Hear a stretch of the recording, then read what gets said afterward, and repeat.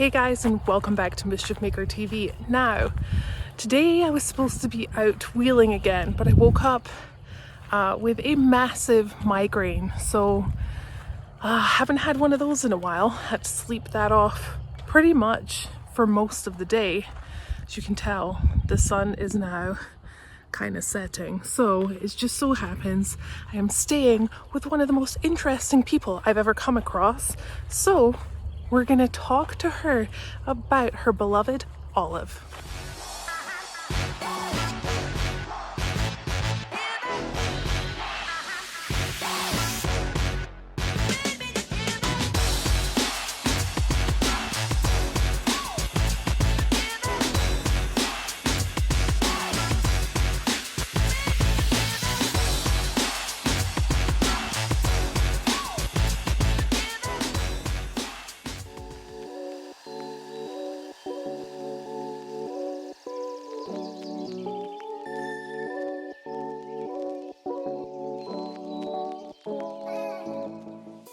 So here we have Olive in all of her glory. Who has not been out of the garage in like, I don't know, 7 or 8 months.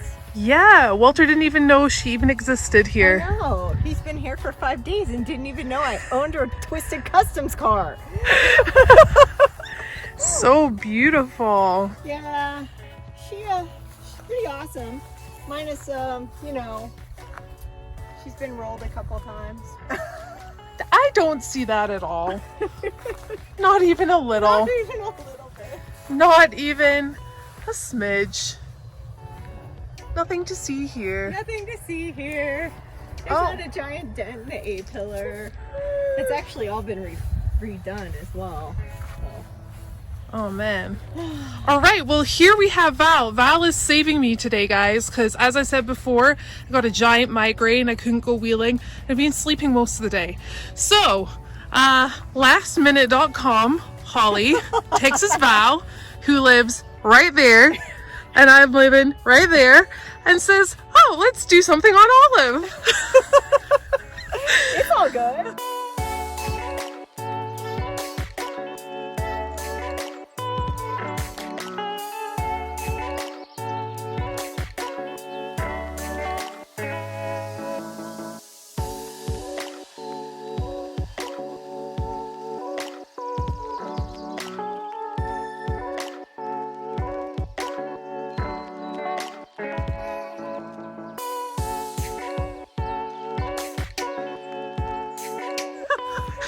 So tell us, when did you get Olive? I've had her for about 5 years. I'm the second owner.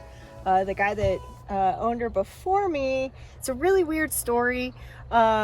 He got into an accident riding his pedal bike, got hit by a car, and one of the surgeries he needed was super expensive, so he needed to sell his buggy. No. And I just happened to call Jason Pauly up at Twisted Customs and said, hey, if you've got any buggies that you know of for sale that have the FJ hood and grill, maybe in mint green, I'd really like it. And he's like, nope, got a year out before I'm going to build you something. And so like a week later he calls, he's like, you're not going to believe this, I found you one. So it was meant to be in a very strange way. It was. And Olive is not named after the color that she is. Okay. The guy that I bought her from, he used to take his dog jeeping all the time. And like 2 weeks after I got the car, his dog died. And her name was Olive. Oh, that's so sweet. It's named after Brad's dog. Aw, that's so nice. Yeah. So, no, she's used to be a 4-seater. I converted her to 2 seats and then a rear basket, just because the back seat was barely big enough for the dogs. So I figured may as well just throw tools back there. And she's pretty much a spider monkey. I mean, she's a Twisted Customs car, so it's go anywhere you want. I just put these 42-inch red label crawlers on her last year for Trail Hero. In fact, at Trail Hero in October, she still had tire hair on them. They're barely starting to round. That's how little I've driven her. Yeah. So they haven't even gotten to the sweet spot yet. It's still that hard outer shell from when they first pour the tires in the molds. But So do me a favor, because a lot of people don't understand when we say like breaking tires, and they're like, oh, what does that even mean? What does that mean? So what happens when you get new tires, they've got tire hair on them. Those are the spots where they inject the actual rubber into the molds. And the outer cap, so this outer layer, is always a harder rubber than what's underneath it. And what rock crawlers do with buggies is we'll go out on the rocks, put it in front wheel drive only, and just sit there and burn that top layer off so we can get them to a grippy spot, because they're going to be hard no matter what. And that's with any tire out there. So keep that in mind if you are thinking about seriously getting into rock crawling, especially if you get your hands on some red labels or the Mickey Thompson sticky compounds. That is something that you need to do, is burn them down, and burn the front and the rear down. So it's helpful to have an Atlas, or like Olive has, she's got a stack, which isn't even around anymore. So I hope I don't break it. Wow. Honestly, I've never even heard of that. So a stack transfer case has 3 shifters. Okay. The easiest way I can explain it is, it's very similar to an Atlas where you do front only or rear only, but you've got 3 different speeds. Ah, okay. So low speed is one direction, high speed is another, and then you could do middle. That's cool. So and like I said, they're not in business anymore. I believe the case concept was sold to Hero, and Hero now makes it, but they don't even have parts for what's in this vehicle. So if I break it, I have to find something else. Oh no! Yeah. Just don't break it. No. And Olive's been broken a few times. I mean, I wheel a lot. There was my first summer owning her, I spent 6 weeks in South Dakota wheeling. Oh wow. That's all I did, is I went wheeling for the whole summer. And so got really good with her. And then bad things happened out of area BFE on a trail called Britney Spears. Oh, no. Let's just say Britney Spears won that one. I wasn't driving, which made it even worse, because pretty much the rollover resulted in like a broken wheel, like not just like part of a broken wheel, but the entire wheel is broken in half. In fact, I still have it over there. And then pretty much I hit hard enough that, or Olive hit hard enough when she went over, that the carrier bearing snapped in half on the drive shaft. The entire frame snapped in half. Like, it was a full throttle, knocked Mike out sort of event. So we're lucky that the vehicle's still alive and that Mike's still alive. So bad things happen really, really fast when you don't expect them. So it's why it's always, always important. I love that you're always putting all of your harnesses on. Absolutely. Because you never know when something bad's going to go wrong. No, and it could be the simplest of things. Like, we know we've experienced one person this year already. Yeah. You know, going across a lake bed. Yep. And all of a sudden you're ejected out of your seat if you don't have it, you know, anything on. So yeah, that's super important. It's very important. But no, Olive's been great. She's been holding down a tent garage because it tried to blow away, because we live in a town called Hurricane. We have hurricane force winds, and that's pretty much where she's been. Hence why you can see all the paw prints on her and dust, because the barn cat's been living in her driver's seat too. We're like, wow, that's the most expensive driver's or cat bed ever. But it felt good getting in her again? It did. I was super excited that she actually started. Right now there's a couple of things that I have to fix on her before we go out, and for the most part it should be fairly minor. I've always had an issue with the fan on the radiator, and I blow fuses like crazy. Well, there's a short somewhere, and the last one actually fried the plug. So all right. So I need to put a couple of butt connectors on there, chase down where we've got an electrical issue, and go from there. The good news is I don't have to deal with this wiring harness for much longer, because I have a brand new wiring harness for the entire vehicle. I just need to put it on. Ooh. Maybe that's something you and I should do. Yeah, I would love to help you with that for sure. Yeah, and then the ram, when she rolled, this is an older Howe ram. They don't even make this anymore. And it's a 9-inch throw. The ram got bent. So I've got a 10-inch, but that's going to require me to redo some math and shorten my links. up here to make sure that my steering stops are at the right spot. This shock's leaking, but I'm not too concerned about that. Because, you know, it's a shock. They're fairly easy to rebuild. You're going to learn how to do that. We are, yes. And then this is the oil filter. The reason how come there's a puddle right here is because I did not get it completely tightened down, so I need to get that fixed. And some of that may actually be power steering fluid when I had to add in new power steering fluid because I had bubbles in the lines. Ooh. Yeah, Okay. so it could be coming over from that. But you know, your feet don't actually reach there, and here at Sand Hollow you can actually use the oil as a sand gripper so that it doesn't come in your face when you're out on the dunes. Always positives to a leak somewhere. But yeah, she's a good little buggy. I'm also a little concerned because I've got Spider 9 inches front and rear, but my rear is semi-float, not full float, which means that it's going to be super easy for me to snap an axle shaft. Oh. And the conversion kit's like $3,000, so it's either a different axle, which lo and behold, I got a 14 bolt over there to cut the ends off and slap them on here. Maybe do some rear steer while I'm at it. But yeah, we're literally about to get pretty crazy with this buggy. And but yeah, she's been great. I mean, when I used to live in Arizona, Shannon Campbell went out with me one day, and it was tons of fun having him in the passenger seat because he didn't want to drive. He's like, nope, cheers, you drive all day. And he actually looked at me at one point. He's like, you know how to actually place your tires, but the problem is on those bigger waterfalls you have commitment issues. I'm like, great, Shannon just told me I have commitment issues. All right.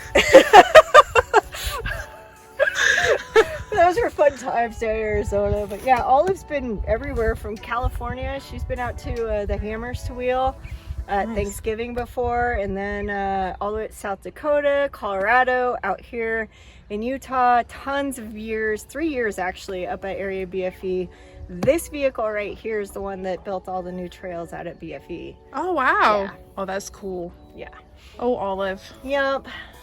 Like I said, she's had a fun life, a rough life, and yeah, I'm excited to get her moving again. Maybe we should do that soon. We should. We should. We should definitely do that. And I got to figure out how to trailer her down there. It's a good thing you have a truck, and I may have a spare flatbed for 2 vehicles. Huh. Huh. Sounds like a plan, Val. Sounds like a plan. So yeah, you'll see this vehicle out at Trail Hero a lot, hence why the giant stickers on the side. We actually use her for recovery, or in the case of the Trail Breaker, she moves a few rocks around. So if you look at my winch at the front, you're gonna love this. It's the RC9, so it's the Rock Crawler 9, with an amazingly terrible winch line on it. And I actually have a new Warn Spydora winch line to go on this.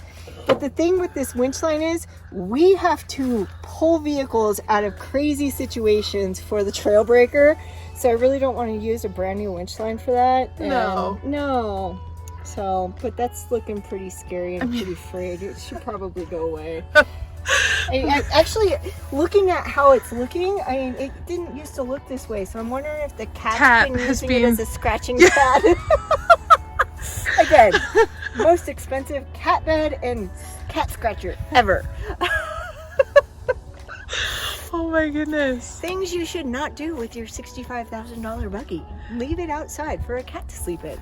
That's, yes. I'll definitely take you up on Yes. that information. What's funny, she does have her own shipping container. Yeah, I should probably put her back in there so that nothing can get in there. That would be a good idea. Yeah. But we're gonna like look at her and fix her up. Yeah. So Yeah. I'm kind of happy that this all happened and forced you to take her out for a second. I am super excited that you're motivating me to fix her and get out on the trails again. Yeah, I've never seen Olive on a trail, so Yeah, she's pretty awesome. Oh yeah, this is engine number 2 on her. So when I got her originally, there was some sort of weird slap in the engine, and I thought I had spun rod bearings. Okay. So I had no idea how to do an LS motor swap or yank it out, but you know what? I had an engine hoist and I had a shop. So I went and watched a YouTube video and figured it out. YouTube, people, that's where you learn everything. You do! So I yanked the engine out by myself. Ironically enough, a buddy of mine that lived a few miles away, he's like, are you really trying to do this yourself? Because I'm actually an ASE certified tech. He's like, do you need help? I'm like, it would be great if you made sure that I didn't totally screw this up. So he came over to make sure that I had all the specs and everything right, down to torque specs, on the rod bearings and everything else. Like, I had this thing completely pulled apart down to the crankshaft. And ironically enough, there was nothing wrong. Things were a little loose in there, but put it all back together, didn't change a thing, put it all back together, buttoned her back up, and man, she sounded so much better. No more slapping noise. Well, lo and behold, 3 years ago, no, it was 2 years ago, excuse me, we were out here at Trail Hero doing setup for Trail Hero, and we were putting banners up on one of the trails, and as I was coming back down the sand wash towards the state park, I started hearing a weird knocking noise. No. And I was like, no, I really didn't do anything other than hit the gas when I was in the sand so I could throw some sand up, because it's fun. But put her straight on the trailer, didn't even use her at all at Trail Hero. Ordered up a new bottom end, because as soon as I pulled the oil pan, I had a giant glitter bomb in the oil pan. And it turns out it was a water pump that shelled itself. Ooh. So, yeah, and it was big chunks that had gone through. So I just bought a new LQ9, put the Corvette headers back on her, and put her back together over at rockcrawler.com headquarters. Thanks, Woody, for the shop.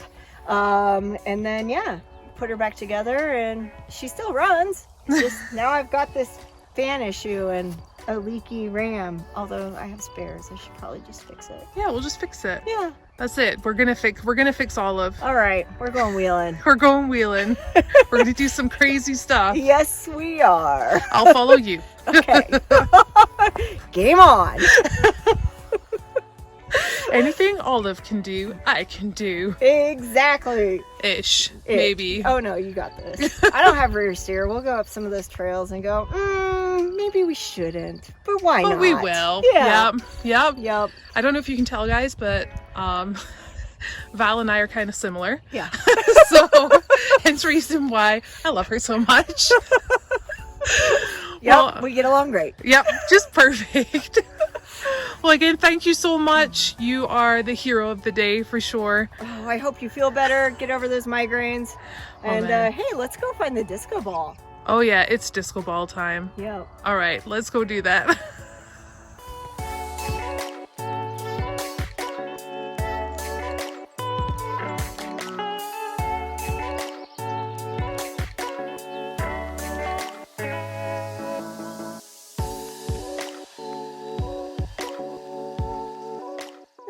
Talk about the awesome wire that's holding the panel on. I saw that. So it's holding it on both sides, because driving to Moab, the entire panel decided to flap backwards in the wind, and the only thing that we could find to actually tie it down was some wire off of the fence along the highway. Look at this. Yeah, so this is a little bit of stolen fence. I-70 fence line right there. Character. It just gives Olive character. Exactly. This little canister right here actually is a tool chest.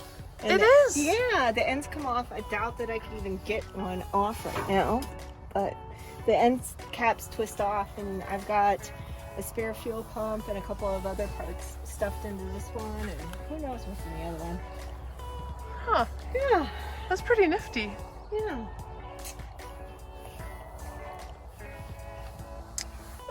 Oh man. Well, thank you so much for doing a quick walk around your beloved Olive. You're welcome. I really appreciate it.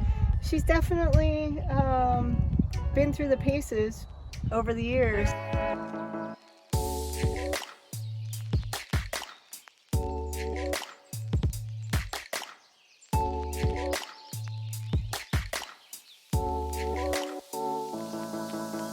Hey guys, well, thank goodness Val was up for doing a walk around this little one right here.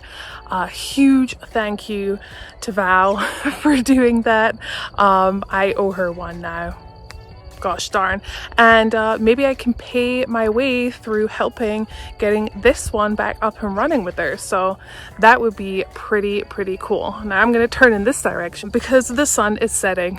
So I hope you guys enjoyed this episode. It was pretty cool getting little Miss Olive out and learning a little bit more about her.